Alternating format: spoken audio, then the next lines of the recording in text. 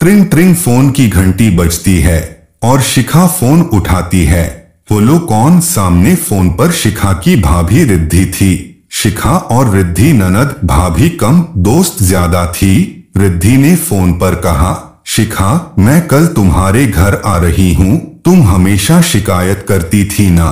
भाभी आप मेरे घर नहीं आती हो, इस बार पक्का आ रही हूँ। इधर फोन पर शिखा भी बहुत खुश हुई और खिलखिलाते हुए चहकने लगती है और कहती है, सच्ची भाभी? तब रिद्धि ने कहा, हाँ भाई हाँ सच्ची। और दोनों फोन रख देती हैं। अगली सुबह रिद्धि अपनी ननद शिखा के घर आती है और शिखा अपनी भाभी को देखकर खुशी के मारे झूमने लगती है। काफी देर तक दोनों अपनी पुरानी बातें करती रहीं और साथ ही साथ दोनों घर का काम निपटाने लगती हैं। शाम के वक्त शिखा के पति शरद जी ऑफिस से घर आते हैं और रिद्धि को देखकर वो भी बहुत खुश होते हैं। रिद्धि और शरद भी एक दूसरे से बात कर ही रहे होते हैं कि शरद को देखते ही शिखा के चेहरे का नूर उड़ जाता है। वह शरद को देखकर खुश नहीं होती, आखिर क्यों? रात में सभी लोग डिनर खत्म करके सोने की तैयारी करते हैं। थोड़ी देर बाद शरद जी अपने दूसरे कमरे में चले जाते हैं। शिखा और रिद्धि दूसरे कमरे में। ऐसा ही क्रम लगभग दूसरे दिन भी चलता रहा। रिद्धि ने दूसरे दिन भी शरद और शिखा को अलग अलग कमरे में जाते हुए देखा। तब रिद्धि को लगा कि शायद मैं घर पर हूँ, इसलिए शरद जी अपना बेडरूम छोड़कर दूसरे कमरे में सोने चले जाते हैं। इस बार रिद्धि शिखा के घर काफी दिनों के लिए आई हुई थी। इस दौरान रिद्धि ने देखा कि शिखा शरद जी से ज्यादा बात भी नहीं करती, पर क्यों? क्या दोनों के बीच में कोई बात है या दोनों के बीच कोई मनमुटाव है? रिद्धि ने शिखा और शरद के रिश्ते के बीच के तनाव को अच्छी तरह से भांप लिया था और एक दिन रिद्धि ने शिखा से पूछ ही लिया, शिखा तुम्हारे और शरद के बीच में सब कुछ ठीक चल रहा है, तुम बुरा मत मानना, पर मैंने जो महसूस किया है क्या वह सच है? तुम दोनों के बीच कोई बात हुई है क्या? तब शिखा ने शरद के प्रति नाराजगी जताते हुए बताया और कहा, भाभी आप शरद की बात मत ही करो तो ठीक रहेगा। हाँ सच है यह बात, हम दोनों के बीच दूरियां काफी बढ़ चुकी हैं। तब रिद्धि ने कहा, क्यों? तब शिखा ने बताया, भाभी अभी कुछ महीनों पहले मेरी तबीयत खराब थी, आपको तो पता ही है। उस समय मुझे मेरी जेठानी जी देखने आई। शरद को काफी दिनों तक गौर किया और मुझसे कहा, क्या शिखा ये देवर जी क्या रात में मोबाइल और लैपटॉप पर लगे रहते हैं? तुम कभी देवर जी का मोबाइल चेक नहीं करती क्या?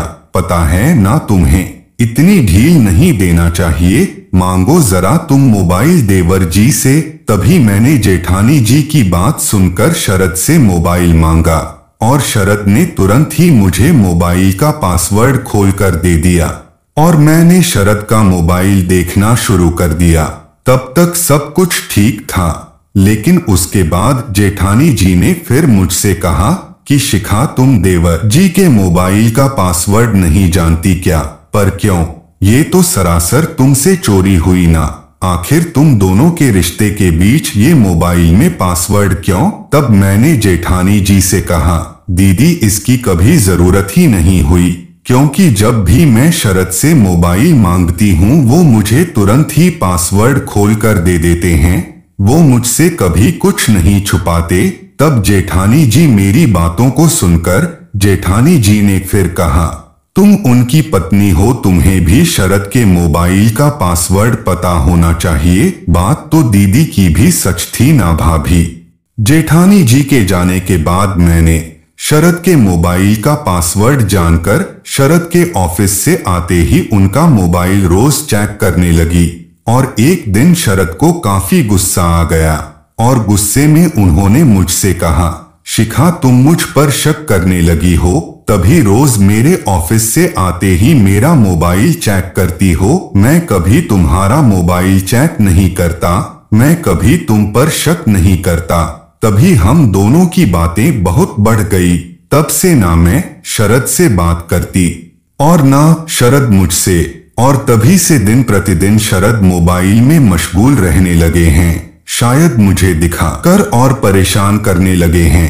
इतना सब सुनने के बाद रिद्धि ने शिखा को समझाया कि शिखा यूं ही कभी भी किसी के कहने पर शक की भ्रांति मत पाला करो, और तुम्हारी जेठानी तो स्वभाव से ही शकीली हैं। उन्होंने तुम्हारे अंदर शक का बीज बो दिया और बढ़ते हुए वक्त के साथ तुम्हारी बढ़ती हुई शंकाओं के साथ ही वह शक का बीज भी अंकुरित हो गया और तुम्हारे अंदर इस कदर बढ़ गया कि तुमने अपनी ही खुशियों में आग लगा ली और शरद ने तुम्हें टाइम देना बंद कर दिया। सोचो शिखा, अगर शरद तुम्हारे साथ ऐसा ही करते तब तुम क्या करती। रिद्धि की बातें खत्म होने के बाद शिखा ने रिद्धि की एक एक बात पर गौर किया। गौर करते हुए अपने पहले के पलों पर खो जाती है। उसे वो सारे पल याद आने लगते हैं जब शरद शिखा को टाइम देते थे। शायद मेरी ही गलती है, मैंने ही अपने और शरद के रिश्ते के बीच तनाव पैदा किया है। शायद ठीक ही कह रही थी भाभी, शरद ने कभी मुझ पर शक नहीं किया, फिर मैं क्यों मैं किसी के शक के जाल में फंस गई। और ऐसे ही समय रहते रिद्धि ने शिखा को रिश्तों को समझने का एहसास कराया और कुछ ही दिनों बाद शिखा ने अपने और शरद के बिगड़ते रिश्ते को संभाल लिया। धीरे धीरे दोनों ही पहले की तरह खुशी खुशी रहने लगे।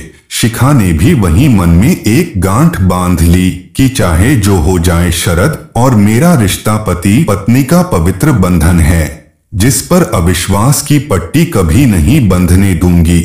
इसलिए दोस्तों, शक बहुत सोच समझ कर करना चाहिए। थैंक यू दोस्तों।